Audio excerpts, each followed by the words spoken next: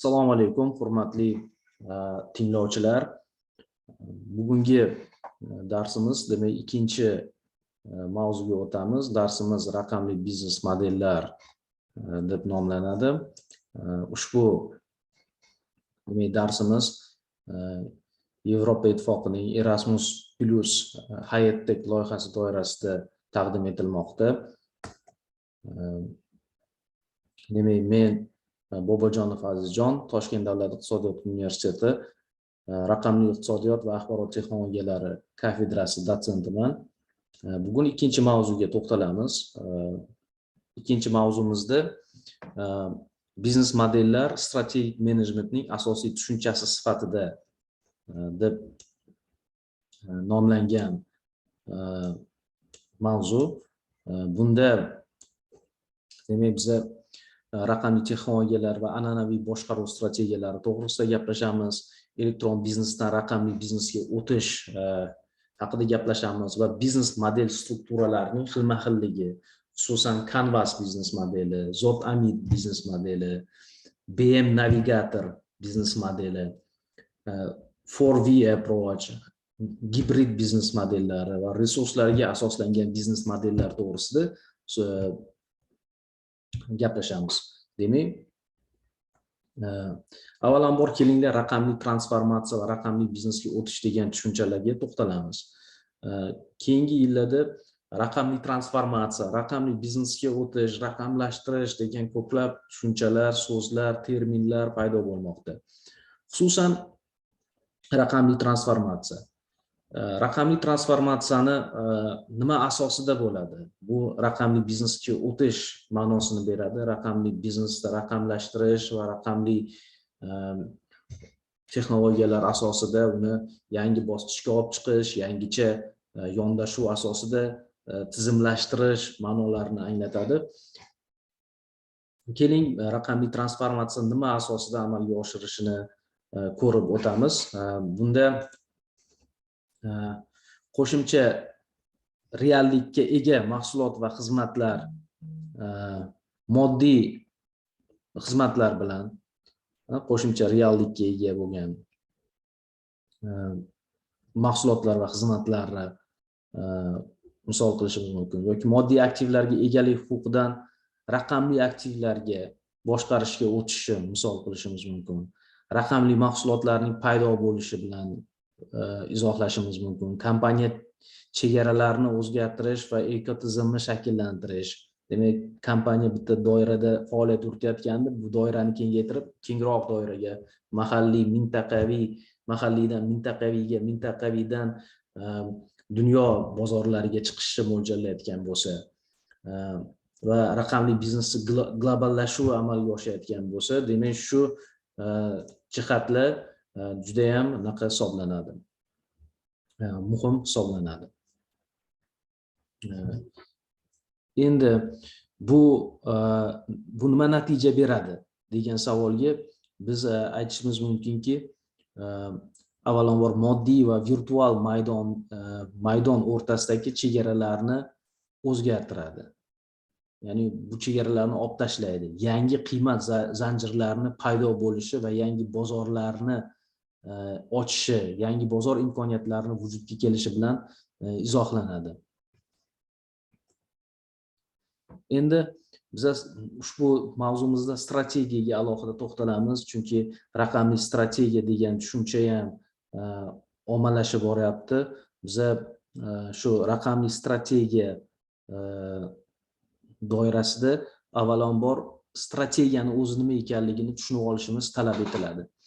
Endi strategiyaga Henry Mintzberg 1994-yil juda ham ajoyib bir chiroyli ta'rif bergan.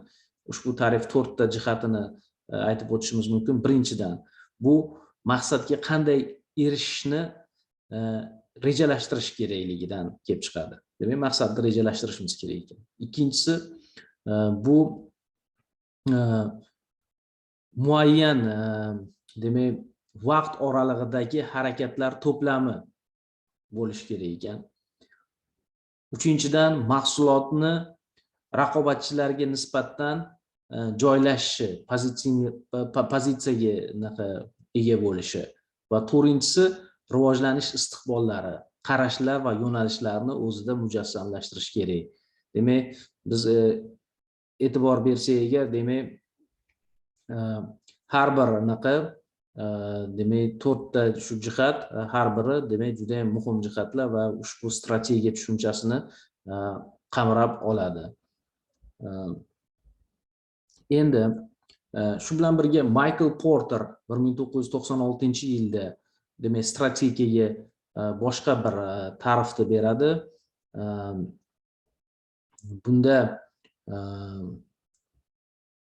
Bunda Michael Porter strategiyani bu boshqacha bo'lish yo'li, strategiya o'ziga xos qiymat yaratish uchun aniq faoliyat turini tanlashni anglatadi deydi. Demak, boshqalardan o'zgacha bo'lishimiz kerakligi talab etiladi.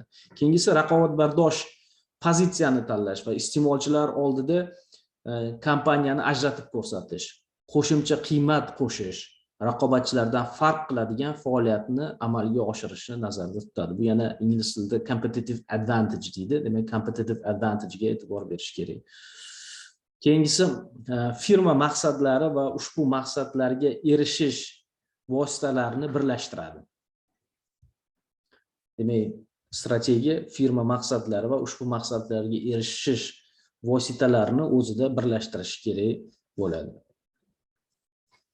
Endi strategik menejmentga to'xtalamiz. Strategik menejmentni shunaqa tushuntirsak bo'ladi. Bu asosiy maqsadlar, rejalashtirilgan va boshqa biznes jarayonlarni kompaniya egalari nomidan, demak, menejerlar tomonidan amalga oshiriladigan faoliyat sohasi.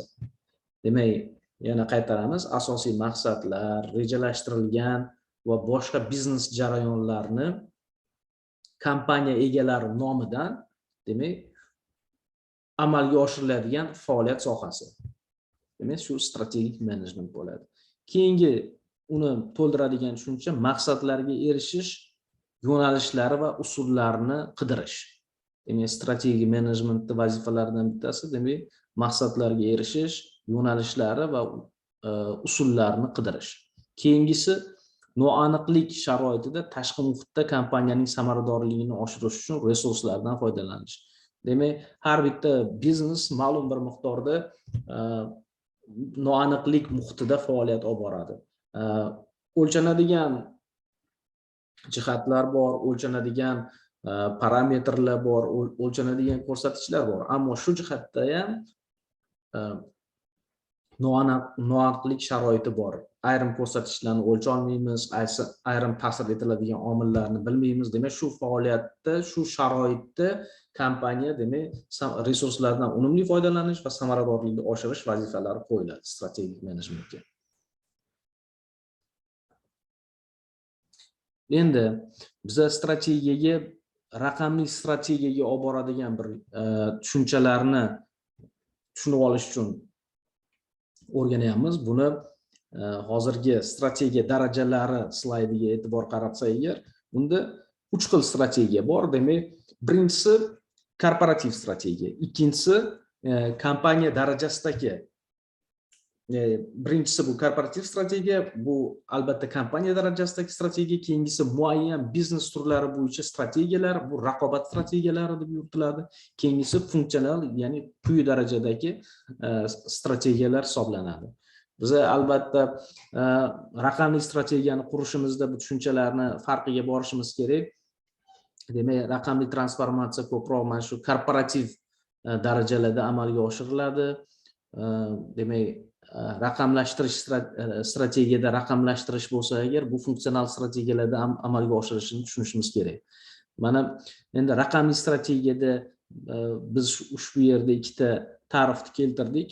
Birinchisi, raqamli strategiya bu texnologiyalarning rivojlanishiga bo'lgan strategik boshqaruv va biznes munosabat shaklidir. Raqamli strategiya bilan strategiyaning bir qismi, demak, umumiy strategiyaning bir qismi sifatida demak, samara beradi. Agar umumiy strategiyaning bir qismi bo'lsa, lekin raqamli strategiyani alohida bir strategiya sifatida qo'llab, unga demak hammasi yondosh bo'lishi, unga bo'ysunishi bu ko'pincha samarador bo'lmagan va samarasizlikka olib kelgan. Demak, keyingisi to'g'ri raqamli strategiya odatdagi biznes strategiya kabi raqobatbardosh, ustunlik, o'sish, foyda va ishbilarmonlik qiymatini maksimal darajada ko'tarish uchun to'g'ri investitsiya qarorlarini qabul qilish va amalga oshirishga qaratilgan bo'ladi. Demak, ko'ramiz, demak, ustunlik, qiymat yaratish, foyda, o'sish kabi demak jihatlarni demak raqamli strategiya ham o'z ichiga olgan.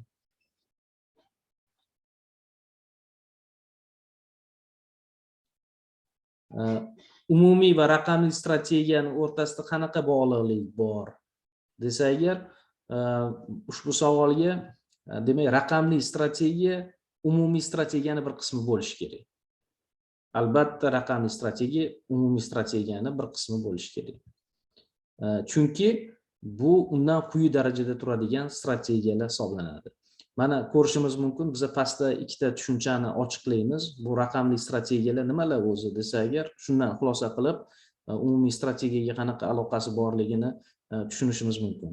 Demak, bu raqamlashtirish va raqamli transformatsiyadan iborat bo'ladi. Endi raqamli strategiyalarda keling raqamli strategiya funksional jihatdan ko'ramiz.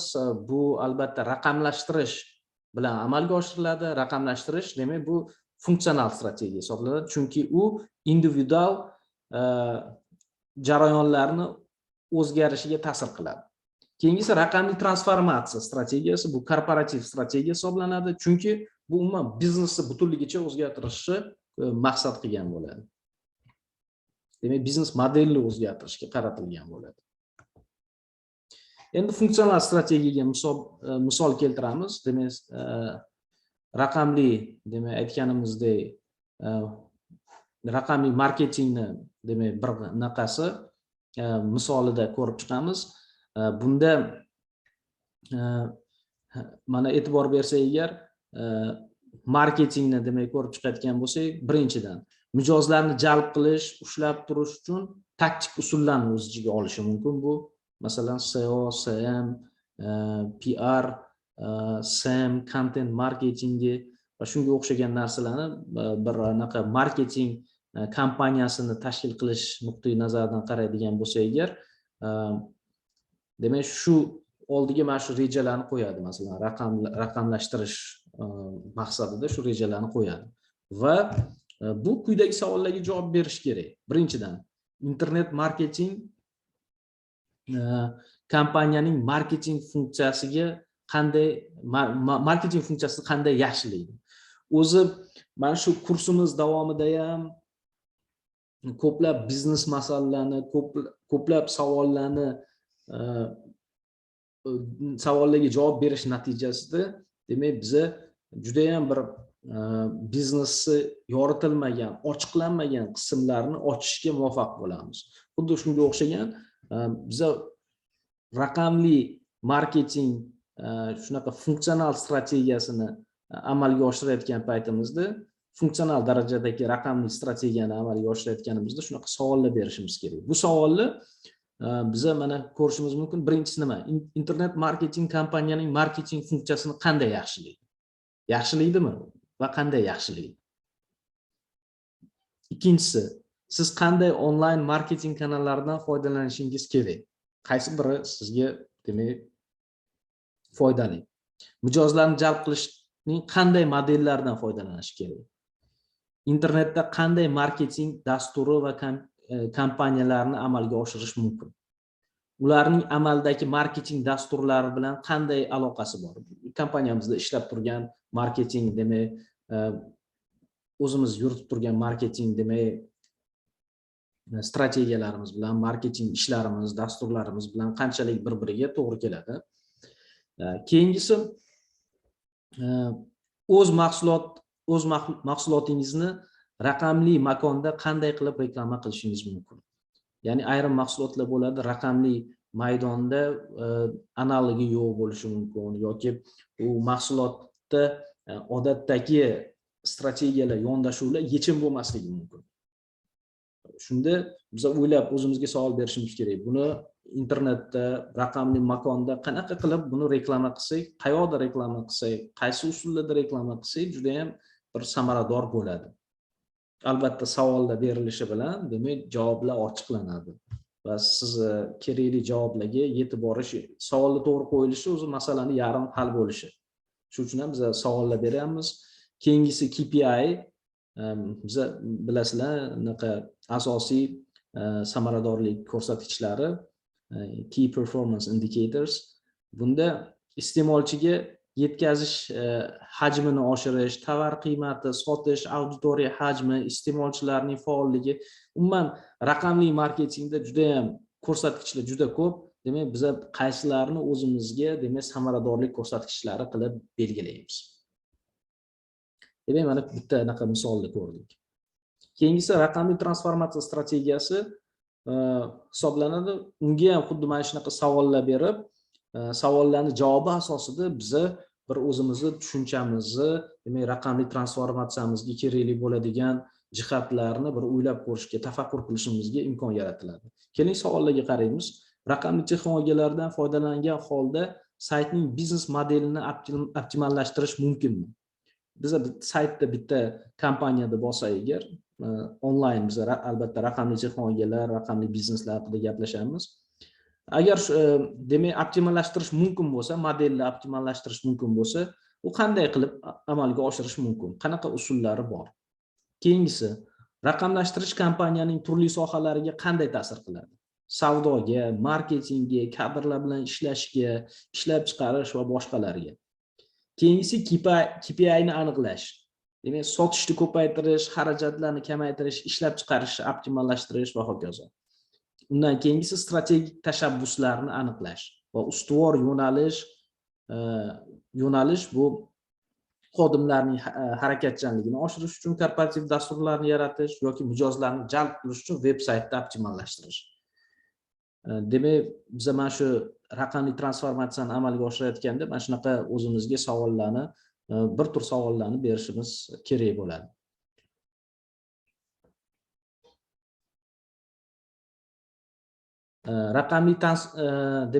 Raqamli transformatsiya bu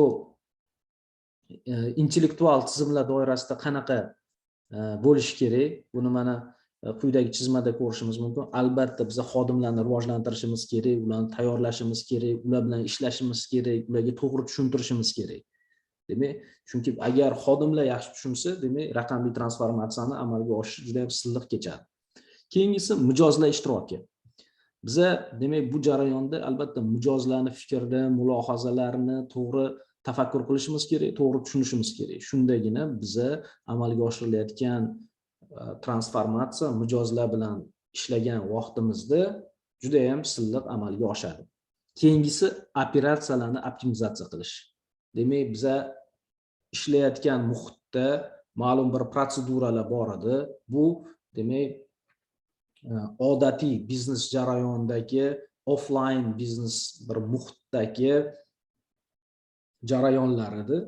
Biz bu jarayonlarni onlaynga ko'chirmoqchi bo'lsak, demak biz onlayn nuqtai nazardan o'ylashimiz kerak bo'ladi. Qaysidir jarayonlar bizga kerak bo'lmay qolishi mumkin. Chunki biz endi raqamli texnologiyalar ishlatamiz, baza danliq ishlatamiz, ma'lumotlar bazasini ishlatamiz, sun'iy intellekt ishlatishimiz mumkin va turli texnologiyalarni ishlatganimiz uchun demak bizga kerak bo'lmay qoladi. Shu jihatdan demak operatsiyalarni optimizatsiya qilishni o'ylashimiz kerak. Masalan, tasdiqlashga o'xshagan narsalar, masalan, ikki tomonlama shartnomalarni imzolash bo'lishi mumkin, ofertalarga aylantirilishi mumkin shartnomalar, shunga o'xshagan jihatlar. Va to'rtinchisi mahsulot transformatsiyasini keyin amalga oshirish mumkin. Demak, mana shu bosqichni tasavvur qilib, tafakkur qilib o'ylashimiz kerak.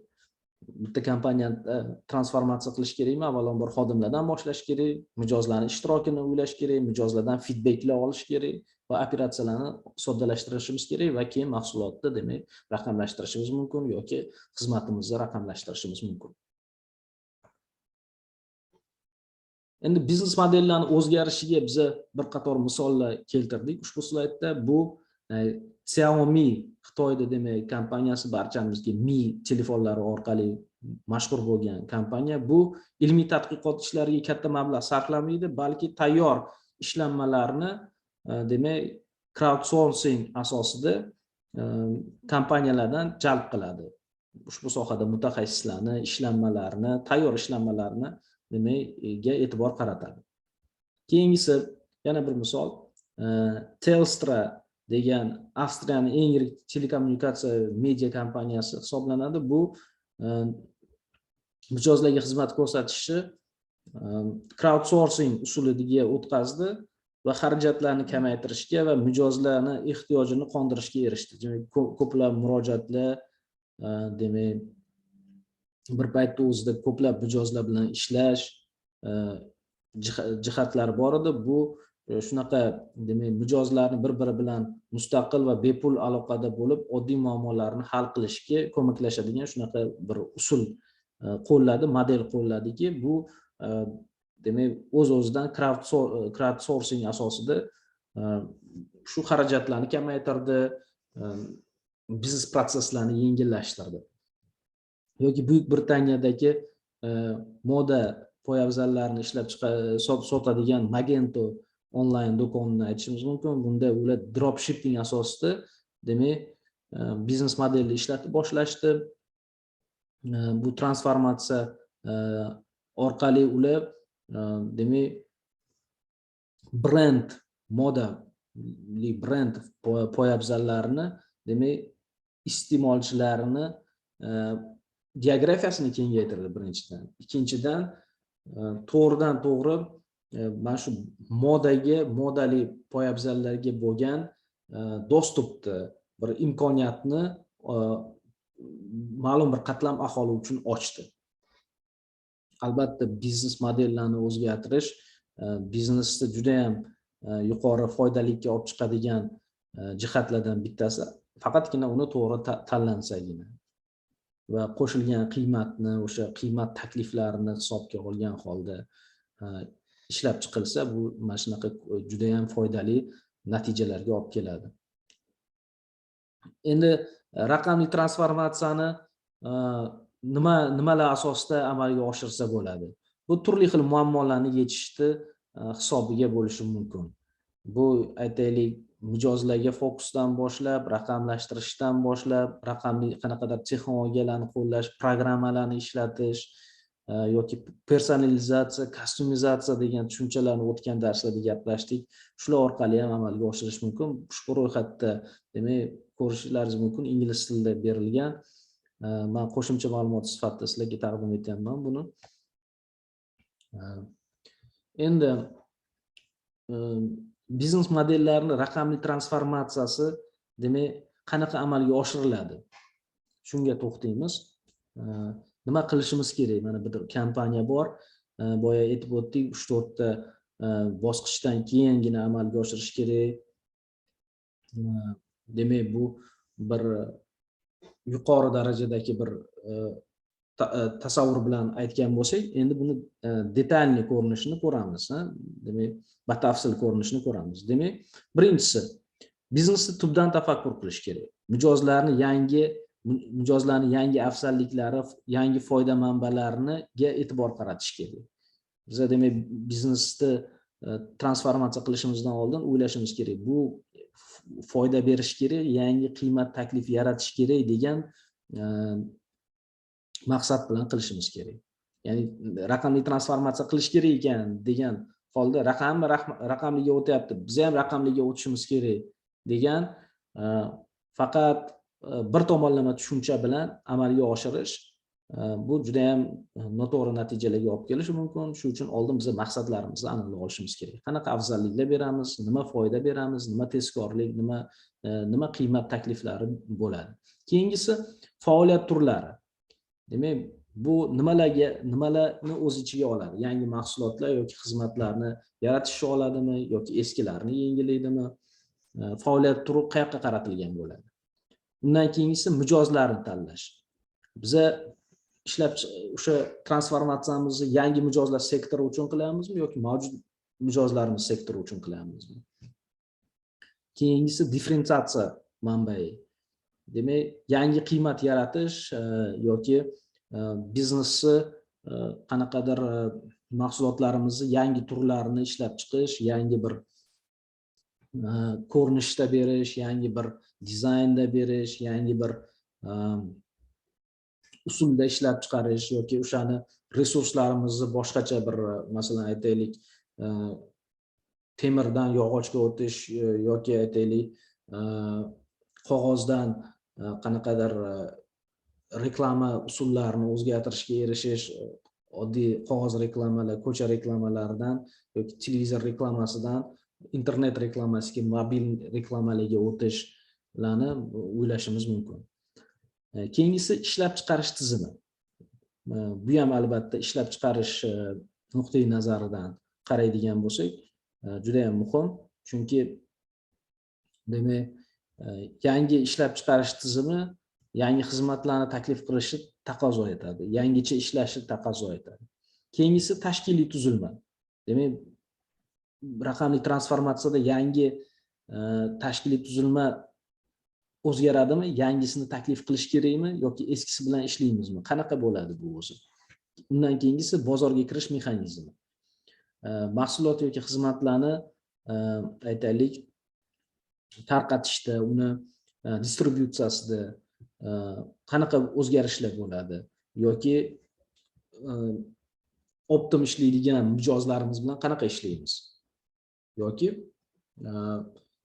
nima deydi, yakka holdagi mijozlar, alohida mijozlarimiz bilan qanaqa ishlaymiz, har xil turdagi segmentdagi mijozlarimiz bilan qanaqa ishlaymiz. Shu savollarga albatta shu jihatlarni o'ylab ko'rish kerak, shu jihatlarga savollarga javob berish kerak.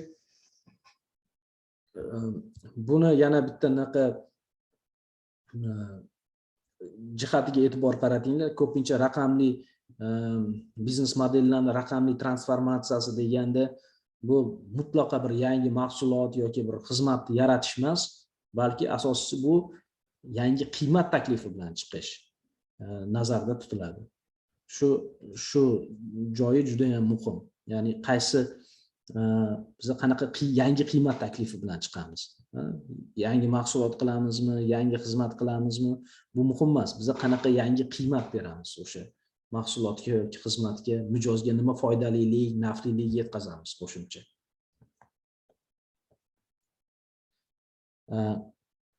Ko'p bunaqa kompaniyalar odatda raqamli transformatsiya strategiyasiga kim amalga oshiradi deb o'ylashadi. Masalan, ko'pchiligimiz aytishimiz mumkin, kompaniya direktorlarida desak, lekin raqamli strategiya ko'proq boshqa darajadagi rahbariyat talab etadi. Demak, bu avvalambor o'sha tarmoq, kompaniyani hajmi, tashkiliy tuzilma va individual biznes xususiyatlariga bog'liq. Demak, birinchisini aytsak, axborot texnologiyalari, raqamlashtirish bo'limlari boshliqlari yoki bosh axborot direktorlari. Bu chet el kompaniyalarida shunaqa CIO degan direktorlar bunaqasi bor. Demak, axborot texnologiyalari bo'yicha mas'ullar ko'proq. Keyingisi boshqaruvning turli darajadagi menejerlar. Demak, o'sha aytaylik funksional darajada marketingda bo'ladigan bo'lsa, marketing bo'limini boshlig'i, marketing departamentini, moliyaviy direktor bo'lsa, o'sha moliyaviy yo'nalish bo'lsa, moliyaviy direktor mas'ul bo'lishi mumkin. Raqamli texnologiya, yana boshqa kasblar ham bor hozir dunyoda. Raqamli texnologiyalar bo'yicha direktor, raqamli bosh direktor degan tushunchalar bor. Biz McKinseyni, anaqa McKinsey kompaniyasini naqasini aytib o'tishimiz mumkin. Ta'kidini aytib o'tishimiz mumkin. Eng katta muvaffaqiyatga raqamli texnologiyalarni yuqori darajada ijrochi rahbar boshqarganda, ayniqsa raqamli texnologiyalar eng katta ta'sir ko'rsatadigan sohalarda ishlaydigan rahbar boshqarganda yuqori natijadorlikka erishiladi deb ta'kidlaydi McKinsey. Bilasizlar, McKinsey axborot kommunikatsiya texnologiyalari sohasida kuchli tadqiqotlar olib boradi. Buni bitta oddiy so'zlar bilan aytadigan bo'lsak, tushungan odam qilsagina, demak, muvaffaqiyatli bo'ladi. Ya'ni raqamlashtirishni tushunmaydigan, raqamli texnologiyalarni, IT ni tushunmaydigan odamlar aralasha boshlasa, demak, bu shunchalik muvaffaqiyatsizlikka olib kelishi mumkin. Demak, dunyoni mana shunaqa raqamli texnologiyalar orqali transformatsiya qilgan, o'zgartirgan turli naqalarni ko'rishimiz mumkin. Bular mana Amazon, Airbnb, Netflix, Uber, Facebook, bularni demak hammamiz turli darajada bilamiz. Masalan, Amazonni shu dunyodagi eng katta chakana savdosi bilan shug'ullanadigan kompaniya bo'lishiga qaramay, demak, biror marta fizik jismoniy mavjud bo'lgan do'konlarga egalik qilmagan. Lekin hozirda ushbu texnologiyalarni ham sinab ko'rishyapti. Bu yo'q degani emas. Yoki Airbnb ni olsak, umuman uylari, gostinitsalarga ega bo'lmagan kompaniya, yoki Netflix olsak, umuman kinoteatrlarga ega bo'lmagan, Uber olsak, taksilariga ega bo'lmagan, o'zini taksilariga ega bo'lmagan kompaniya. Demak, Facebook da olsak, o'zi umuman kontent yaratmaydi.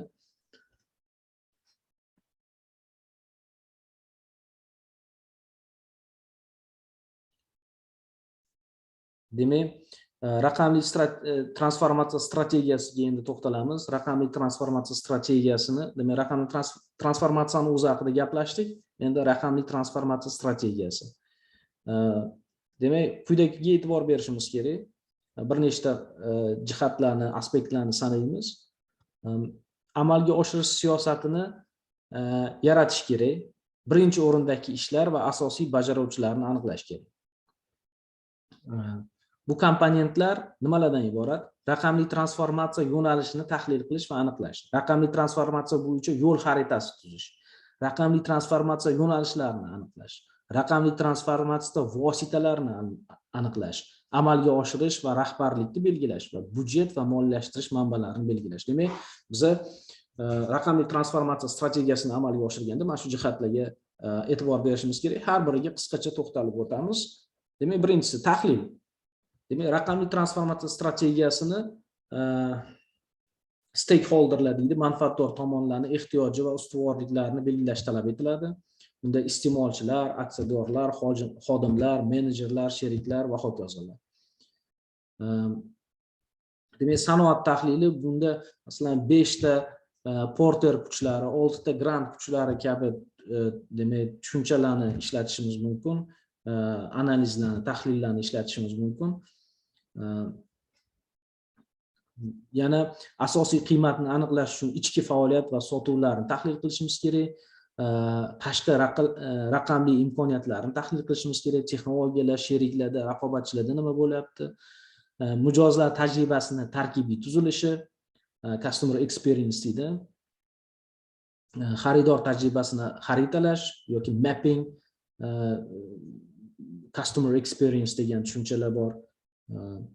Undan keyingisi raqamli qiymat zanjirini tahlil qilish, qaysida ko'proq qiymat qo'shiladi, qaysida kamroq qo'shiladi, qaysi eng muhim, qaysida oqsash bor, qaysida demak tuzatishlar amalga oshirishimiz kerak. Undan keyingisi raqamlashtirish uchun vazifalar, vositalarni demak ta'riflashimiz kerak, tushunishimiz kerak. Keyingisi raqamli transformatsiya rejasi. Raqamli maqsadlar va maqsadlarga erishish uchun reja tuzish kerak, albatta har doim. Bular asosiy g'oya, missiya yoki vision, maqsad, kreativ qiymat taklifi, raqobat transformatsiya modeli, raqamlashtirishning muammolarini demak biz ushbu rejada aks ettirishimiz kerak. Har bittasi risklar bilan qanaqa ishlaymiz, qanaqa amalga oshiramiz, nima yo'llar turibdi oldimizga degandek. Keyingisi raqamli transformatsiya yo'nalishlari. Demak, biz operatsion va boshqaruv ish jarayonlarini avtomatlashtirishimiz mumkin. Big data va prognozli tahlil asosida qarorlar qabul qilishimiz mumkin. Mijozlar, yetkazib beruvchilar va xodimlar bilan aloqa o'rnatishni demak transformatsiya qilishimiz mumkin. Mahsulot, biznes modellar, operatsion modellardagi innovatsiyalarni qo'llashni yo'lga qo'yishimiz mumkin. Risk va kiber xavfsizlikni boshqarishni demak e'tiborga olishimiz mumkin. Shunga qaratishimiz mumkin va korporativ madaniyatni yaratishimiz uchun yo'nalish tanlashimiz mumkin. Keyingisi raqamli transformatsiya vositalari. Demak, biz marketing misolida yana ko'ramiz. Raqamlashtirishning asosiy yo'nalishlari bo'yicha kompaniyani yondashuvini shakllantirish kerak bo'ladi. Misol uchun marketing va sotishni qarasa agar, marketing kanallarini ta'rifini aytishimiz kerak. Har bir kanalning maqsad, vazifasi, asosiy faoliyati va risklarini ko'rishimiz kerak. Keyingisi veb-saytni ishlab chiqish, onlayn kontentni yaratish va yangilashni o'ylashimiz kerak. Onlayn reklama, SEM va SEO ni o'ylashimiz kerak. SEM bu Search Engine Marketing, demak qidiruv tizimlaridagi marketing. Keyingisi mijozlar bilan ishlash, aloqalar o'rnatish tizimlarini tanlash va amalga oshirish, ijtimoiy tarmoqlar, mobil ilovalar, ERP tizimlari va raqamli platformalar bilan ishlashimiz talab etiladi. Demak, birgina o'zi marketingni va sotuvni avtomatlashtirishimizda shuncha jihatlarni sanab o'tdik. Yana boshqa jihatlar bor, yana shu jihatlarning o'zi ham bir olam vazifalarni yuklaydi. Keyingisi amalga oshirish va liderlik.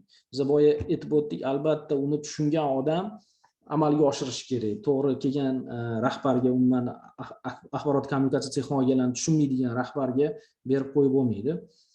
Shu uchun demak reja asosida bo'lish kerak. Biz nimalarga e'tibor beramiz bu jihatda? Demak, liderlik, amalga oshirish va liderlik shu quyidagi punktlarni o'z ichiga olish kerak. Bu rejani birinchi o'ringa qo'yish kerak. Eng muhim va dolzarb vazifalarni aniqlashimiz kerak. Zarur resurslarni jalb qilishimiz kerak uzluksiz ishlash uchun. Jadvallar va budjetlarni yaratishimiz kerak. Ustuvor loyihalarni ajratib ko'rsatishimiz kerak. Ustuvoriga birinchi e'tibor berishimiz kerak. Loyiha guruhlarini shakllantirishimiz kerak. Natijalarni o'lchashimiz kerak va KPIlarni o'rnatishimiz kerak. Rejalarni bajarish to'g'risida hisobotlarni demak e'tiborga olishimiz kerak. Ularning tayyorlanishi, ular bo'yicha xulosalar chiqarishni o'ylashimiz kerak. Tuzatish ishlarini tayyorlash va amalga oshirish. Demak, o'z-o'zidan mana shu narsalarni oxirgi ikkita punkti hisobotlar orqali demak kerakli tuzatishlarni qilib ketishimiz talab etiladi. Endi biza raqamli transformatsiya piramidasi degan tushunchaga to'xtaymiz. Ushbu piramida shaklidagi ko'rishimiz mumkin. Demak, bugungi kunda demak jarayonlarni biznes model strategiya darajasida biznes model o'rtada turgan bo'lsa agar, demak strategik maqsadlarni aniqlash va raqamli transformatsiya natijalarini baholash eng yuqori o'rinda turgan bo'lsa, buni asosi mana ko'rib turishimiz mumkin. Chizmada texnologiyalar asosi hisoblanadi. Bunda nimalar yotadi? Mana ko'rishimiz mumkin. ERP, robotlashtirish, sun'iy intellekt, blockchain, optik tanib olish vositalari, internet buyumlari, VR, AR, CRM, API'lar, chatbotlar, big data va prognozlash tahlillari kabi texnologiyalar yotadi. Biz endi keyingi funksional sohalarda biz qayoqqa qaratamiz? Ichki muhitgami, tashqi muhitgami va qaysi jarayonlarni demak biz yangilaymiz, qaysi jarayonlarni transformatsiya qilamiz va keyingi o'rinda biznes modellar orqali biz mana shu transformatsiyani amalga oshiramiz.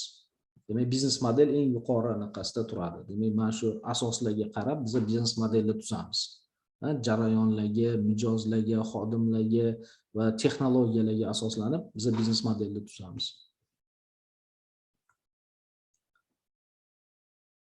Raqamli transformatsiya natijalarini baholashning turli xil usullari bor.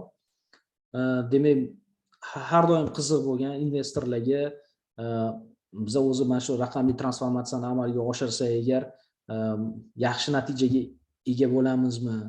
O'zi bizga kerakmi? degan doim savol bo'ladi. Shu uchun buni demak maqsadga, manfaatlarga muvofiqligini doim baholab borish talab etiladi. Demak, ikkita naqani yo'nalishni tanlashimiz mumkin. Ikkita yo'nalishda buni baholash mumkin. Birinchisi loyihani iqtisodiy samaradorligini baholash, ikkinchisi to'g'ridan-to'g'ri yoki bevosita kelajakdagi davrlarda iqtisodiy foyda olishga olib keladigan raqamli loyihalarni amalga oshirish uchun nomoliyaviy bo'lgan mezonlar orqali baholash. Aytaylik, kompaniyani imijini ko'tarish bo'lishi mumkin bunda, iqtisodiy bo'lmagan naqli. Yoki kompaniyada qanaqadir madaniy muhitni ko'tarish, kompaniyani ichki jarayonlaridagi qanaqadir tartibni kuchaytirish va hokazo narsalarga e'tiboran bo'lishi mumkin. Ko'pincha raqamli transformatsiyalar darrov foyda olib kelmasligi mumkin, lekin uzoq muddatli naqalada o'z-o'zidan yuqori natijalarga olib keladi. Demak, raqamli loyihalarni iqtisodiy samaradorligini baholash usullari bular statik va dinamiklarga bo'lishimiz mumkin. Bunda turli xil ko'rsatkichlar bor. Buni biza oddiy qoplash muddati, qoplash koeffitsiyenti kabi ko'rsatkichlar yoki dinamik tarzda sof hozirgi qiymat, rentabillik ko'rsatkichi, ichki rentabillik indeksi, modifikatsiyalangan daromad normasi, diskontlangan qoplash muddati kabi tushunchalar orqali demak asoslashimiz mumkin, baholashimiz mumkin. Boya aytganimizdek, nomoliyaviy bo'lgan mezonlar bu imij, raqobatdagi ustunlik yaratish, kelajakda mijozlarni qoniqish darajasini oshirish, biznes jarayonlarining integratsiyasi va shaffofligini, transparentligini oshirish, axborotni himoya qilish va kiberxavfsizlik boshqa mezonlar hisoblanishi mumkin. Moliyaviy bo'lmagan mezonlarni baholash usullari bu ko'pincha intervyu va so'rovnoma asosida o'tkaziladi. Bular xodimlar, mijozlar, menejerlar, hamkorlar va boshqa manfaatdor tomonlarni jalb qilish orqali amalga oshiriladi. Jarayonlarni sifat mezonlarini o'zgarish uchun raqamli loyihani qanday edi, qanday bo'ladi tamoyili asosida baholash tavsiya etiladi. Bunda qanaqa qiyinchiliklar bor edi, shaffof edimi, tez edimi, sekin edimi yoki aniq edimi, aniq emasmidi, nima qiyinchiliklar bor edi, shu kabi umumiy savollarga javob berish orqali baholash mumkin bo'ladi. Demak, shu o'rinda xulosalarni aytib o'tsak agar, demak,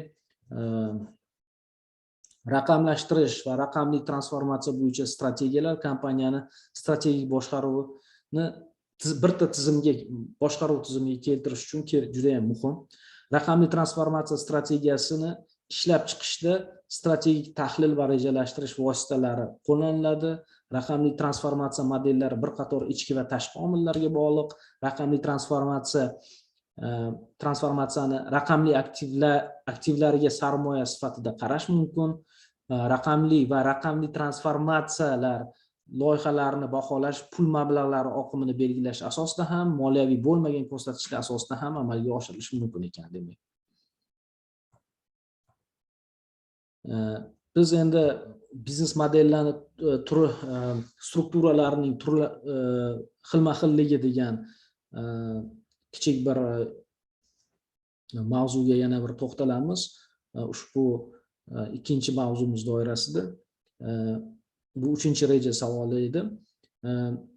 Keling oldin biz biznes model haqida ozgina tushunchalarga ega bo'laylik.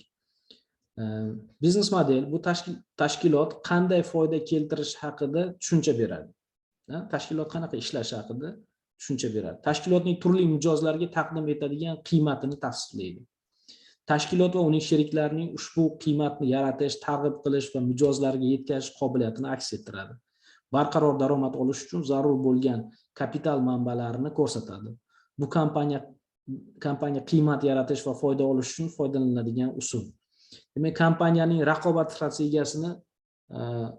strategiyasiga bog'langan bo'ladi. Raqamli biznes model kompaniya faoliyatining turli jihatlarini yaxshilash uchun raqamli texnologiyalardan foydalanadigan biznes model. Ya'ni buni oddiyroq qilib aytsak, bu nimalarda o'z aksini ko'rsatadi? Mijozlar bilan o'zaro munosabatlarda qiymat taklifi, demak, qiymat taklifida, daromad olish monetizatsiya usulida.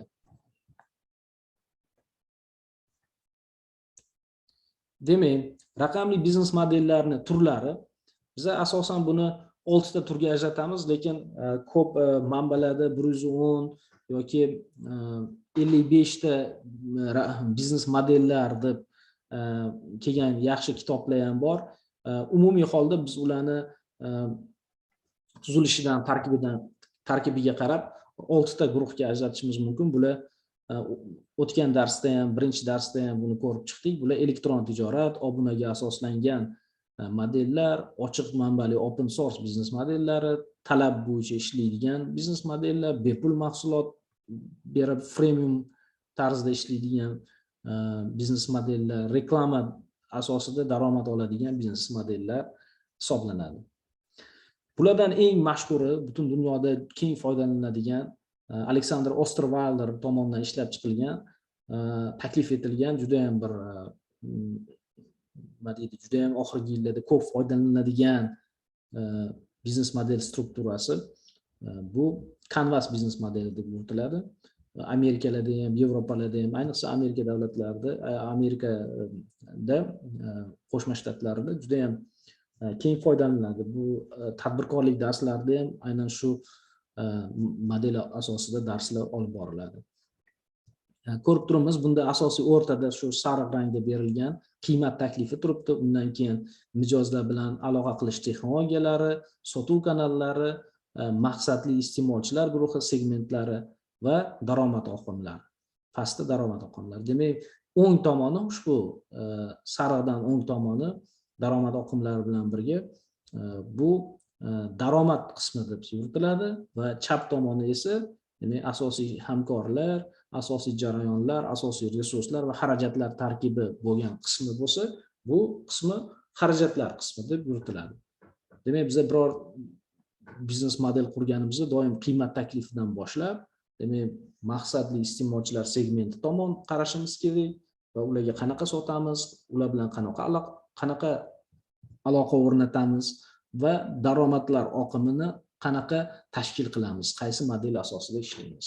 Va undan keyin xarajat, asosiy hamkorlarimiz, jarayonlarni tushunib olishimiz kerak, asosiy resurslarimiz nima, resurslar bor, ular qanaqa rangda turadi, shularni tahlil qilishimiz kerak va biznesimizni bir butun holatda tasavvur qilish imkoniyatiga ega bo'lamiz. Dunyoda yana Amit Zot degan model bor. Bu Amit va Zot tadqiqotchilarni, ikkita tadqiqotchini modeli asosida yaratilgan. Buni ko'rishimiz mumkin. Yana qiymat yaratish o'rtada turibdi. Doim qiymat yaratish, demak, biznes modellarini demak, eng asosiy o'rinda tutadi. Undan keyin nima yangilik qo'shishimiz mumkin, qanaqa samaradorlik taklif qilishimiz mumkin, qanaqadir qo'shimcha xususiyatlar qilishimiz mumkin, qo'shishimiz mumkin va yana bir asosiy jihat bunda doimiy mijozga aylantirish. Bu lock-in deb yuritiladi. Demak, qanaqa qilib mijozimizni doimiy mijozga aylantirishimiz mumkin va bu narsaga ham bosh qotirishimiz kerak bo'ladi biznes model tuzganda.